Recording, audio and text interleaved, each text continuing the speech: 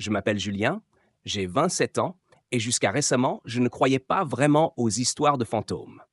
Pas plus qu'aux superstitions qu'on raconte dans les petits villages reculés du sud de la Louisiane. Mais tout a changé il y a 2 mois, quand j'ai accepté ce travail, celui que je n'aurais jamais dû accepter. Après plusieurs mois de galère, à enchaîner les petits boulots sous-payés, j'ai fini par tout plaquer et partir. Seul, au volant de ma vieille voiture, jusqu'à cette petite ville à peine visible sur la carte. C'est là que j'ai trouvé l'annonce. Recherche assistant pour maison funéraire. Logement fourni. Début immédiat. Je n'ai pas réfléchi longtemps. Je n'avais plus rien à perdre. La maison funéraire se trouvait en périphérie de la ville, au bord d'une route étroite, envahie de racines et de mousse. Une bâtisse ancienne, tout en bois vieilli, avec un porche grinçant et des volets décolorés. Les arbres, couverts de longues guirlandes de mousse espagnole, semblaient l'envelopper comme des bras noueux. Il y avait une lourdeur dans l'air, un parfum de terre humide, de bois moisi, et autre chose que je n'arrivais pas à identifier. Monsieur Arnaud, le propriétaire, m'a accueilli sans un sourire. Un homme grand, sec, à la peau parcheminée et aux yeux d'un bleu délavé. Il m'a montré les lieux en silence. La salle d'exposition, l'atelier d'embaumement, les salons sombres ornés de portraits de familles anciens qui semblaient tous me suivre du regard. À la fin de la visite, il m'a tendu une petite carte plastifiée. Les mots étaient écrits à la main, d'une encre noire, fine et tremblante. Ne jamais entrer dans la salle d'embaumement après le coucher du soleil. Toujours couvrir tous les miroirs avant de fermer la maison pour la nuit. Si vous entendez frapper depuis l'intérieur d'un cercueil, n'ouvrez pas, quoi qu'il arrive. Je me souviens avoir levé les yeux, croyant à une blague. Mais Monsieur Arnaud n'a montré aucun signe d'humour. Son visage est resté impassible et il a simplement ajouté « Respectez les règles et tout ira bien ». Je n'ai pas osé poser de questions. J'ai rangé la carte dans ma poche, même si au fond de moi, je me disais que c'était sûrement une vieille tradition locale, une sorte de bizutage pour les nouveaux. Le reste de la journée s'est déroulé sans incident. J'ai aidé à déplacer quelques cercueils, à ranger les produits dans l'atelier et à nettoyer la salle d'exposition. Pourtant, malgré les gestes simples, je ressentais un malaise constant, comme si les murs eux-mêmes me regardaient, comme si l'air était trop dense, trop chargé de souvenirs ou d'autres choses. Le soir venu, avant de partir, j'ai relu les règles une dernière fois. Et en passant devant le grand miroir du hall d'entrée, un immense cadre doré fissuré par endroits, j'ai hésité. J'ai attrapé un drap blanc et je l'ai jeté dessus, comme on me l'avait demandé. Mais au moment où le tissu a recouvert la surface, j'aurais juré avoir vu, juste une fraction de seconde, quelque chose, un mouvement derrière mon reflet. Je me suis figé, le cœur battant à tout rompre. J'ai tiré brusquement le drap. Rien. Juste mon visage pâle, fatigué et mon souffle court. Je me suis forcé à sourire, à me traiter d'idiot. Mais au moment de sortir et de fermer la porte à clé, je n'ai pas pu m'empêcher de jeter un dernier regard vers le miroir. Et je l'ai vu. Un coin du drap s'était glissé, révélant un fragment de la glace. Et dans ce petit triangle découvert, on aurait dit qu'il y avait encore un mouvement, une silhouette floue derrière mon reflet. Les jours suivants, j'ai essayé de me convaincre que tout ça n'était que le fruit de mon imagination, que les histoires de règles étranges et de reflets trompeurs n'étaient que des reliques du passé, des superstitions d'un autre temps. Mais chaque nuit passée dans cette maison me prouvait le contraire. Le matin, tout semblait normal. Les cercueils alignés dans la salle d'exposition, le silence épais, l'odeur familière du formol. Mais à la tombée du jour, quand la lumière s'effilochait à travers les vitraux poussiéreux, quelque chose changeait. La première fois que j'ai remarqué un détail étrange, c'était en refermant la salle d'embaumement. Je venais de vérifier, comme chaque soir, que tout était en ordre. Les instruments rangés, les cercueils fermés. Pourtant, alors que j'éteignais les lumières, j'ai entendu un léger clic derrière moi. Quand je me suis retourné, l'un des cercueils était entrouvert. À peine une fente mince, mais assez pour que cela soit visible. Je suis resté figé, la gorge serrée. J'étais pourtant certain d'avoir tout fermé. En m'approchant, j'ai vu qu'il n'y avait rien d'anormal à l'intérieur. Juste un intérieur capitonné, vide. Mais le couvercle semblait avoir été déplacé de l'intérieur. Je l'ai refermé en soupirant, me disant que j'avais probablement mal vérifié.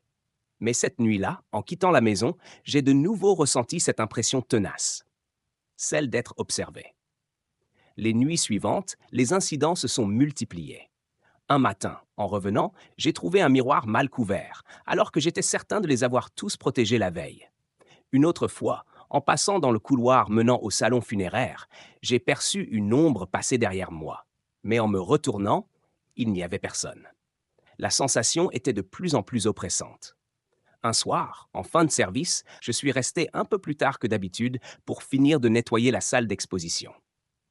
J'étais seul, le silence était total, à part le léger grincement des poutres sous le poids du temps. En passant devant l'un des miroirs que je venais de couvrir, j'ai cru voir, sous le drap, un mouvement. J'ai arraché le tissu d'un geste brusque, mais il n'y avait que mon reflet, tremblant, les yeux écarquillés.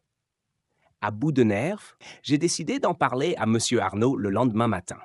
Je l'ai trouvé comme d'habitude dans son bureau, un vieux fauteuil en cuir usé, ses mains longues croisées sur ses genoux. Monsieur Arnaud, est-ce que, est-ce que tout cela est normal? Tout dépend de ce que vous entendez par normal, a-t-il simplement répondu, sans lever les yeux de son carnet. Je lui ai parlé des cercueils entr'ouverts, des miroirs, des ombres et du mouvement que j'avais cru voir sous le drap. Il m'a écouté en silence, puis il a levé son regard pâle vers moi et a articulé lentement.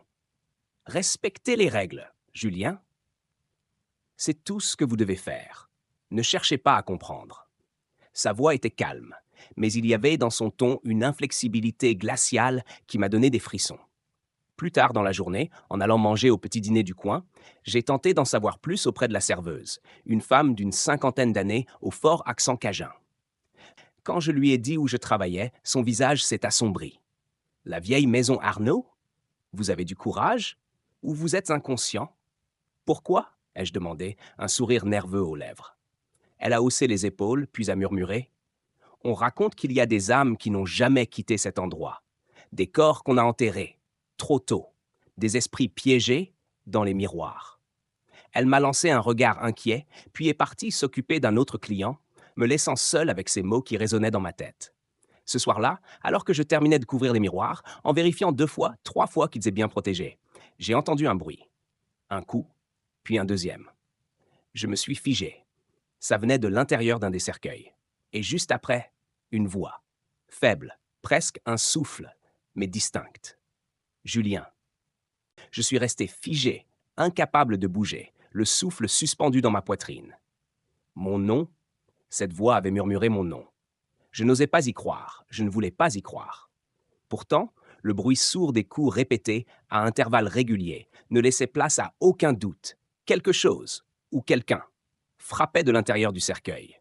Je me suis approché lentement, le cœur battant si fort que j'en avais mal à la poitrine. Mes mains tremblaient lorsque j'ai effleuré le bois poli, glacé du couvercle. Le bruit s'est arrêté net. Un silence épais s'est installé, si lourd que j'entendais le sang pulser dans mes oreilles. Je me suis reculé, inspirant profondément, me répétant en boucle la règle « Si vous entendez frapper depuis l'intérieur d'un cercueil, n'ouvrez pas, quoi qu'il arrive. » J'ai failli partir. J'aurais dû partir, mais une part de moi ne pouvait s'y résoudre. Et si quelqu'un était réellement coincé là-dedans, et si je laissais mourir une personne vivante, par peur, par superstition? Le doute m'a rongé pendant de longues minutes. Puis, comme un automate, j'ai saisi la poignée métallique. « Il y a quelqu'un » ai-je chuchoté, espérant n'obtenir aucune réponse. Un grincement léger m'a répondu. Pas un mot, juste ce bruit, comme si l'intérieur du cercueil bougeait. La règle, je devais la suivre. Mais mes doigts ont déjà commencé à tourner la poignée. Clic. Le loquet a cédé. Avec une lenteur infinie, j'ai soulevé le couvercle. Mais à l'intérieur, il n'y avait pas de corps, pas de visage blême, ni de mains suppliant de l'aide. Non, il y avait un miroir. Ancien, terni, fissuré en étoile au centre, comme s'il avait déjà subi de nombreux chocs. La surface était trouble, voilée d'une fine poussière, mais en m'approchant, j'ai distingué mon propre reflet. Du moins, je l'ai cru au début. Puis, j'ai remarqué que mon reflet ne bougeait pas comme moi. Alors que je restais pétrifié, il a levé lentement la main et m'a fait signe d'approcher. Je suis resté paralysé, la gorge nouée, incapable de détourner le regard. Son sourire n'était pas le mien. Trop large, trop faux. Puis la surface du miroir a vibré, comme si elle était faite d'eau. Un cri, à peine perceptible, a semblé s'échapper de l'intérieur. C'est alors que j'ai senti une main ferme m'agripper l'épaule. Je me suis retourné d'un coup. Monsieur Arnaud. Son visage était déformé par la colère, ou la peur, je ne saurais dire. Qu'est-ce que vous avez fait a-t-il hurlé. Je suis resté muet, incapable de lui expliquer. Il a refermé brutalement le cercueil, puis a posé ses deux mains sur mes épaules, me secouant violemment. On ne brise pas les règles ici, Julien. Vous n'auriez jamais dû ouvrir. Jamais. Mais c'était trop tard. Le miroir à l'intérieur du cercueil s'est brisé dans un fracas assourdissant, comme si tout le verre de la maison venait d'exploser en même temps. Je me suis effondré au sol, les oreilles bourdonnantes, les yeux voilés. Quand j'ai repris conscience, je ne savais plus combien de temps s'était écoulé. La pièce baignait dans une lumière froide et irréelle. Je me suis relevé péniblement et j'ai compris que j'étais dans la salle d'embaumement. Mais ce n'était plus la même. Les miroirs étaient partout, découverts intacts. Des dizaines, des centaines de reflets de moi, debout, hagards, au milieu de la pièce. Et puis mon regard s'est figé sur l'un d'eux. Il ne me montrait pas debout, mais allongé, dans un cercueil ouvert. Mon propre corps, immobile, les yeux fermés, les bras croisés sur la poitrine. J'ai reculé, heurtant un autre miroir. Puis un autre. Où que je me tourne, je voyais cette image. Moi, mort. Et alors, j'ai compris. Je ne suis jamais ressorti de cette maison. Je suis devenu une partie d'elle. Et chaque nuit, quand l'obscurité s'installe, je frappe. Je frappe en appelant, espérant qu'un autre, à son tour, brisera la règle. Si cette histoire vous a glacé le sang, n'oubliez pas de vous abonner à la chaîne pour ne rien manquer des prochains récits terrifiants. Activez la cloche pour être prévenu dès qu'une nouvelle histoire est publiée. Mais attention, certaines règles ne devraient peut-être jamais être brisées.